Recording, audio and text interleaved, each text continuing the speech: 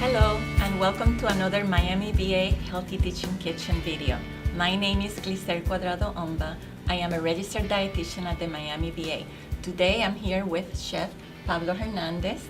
And what are we making today, Pablo? Well, if you like guacamole, you're going to love this recipe. Today I will be showing you how to make a West Coast favorite, avocado toast.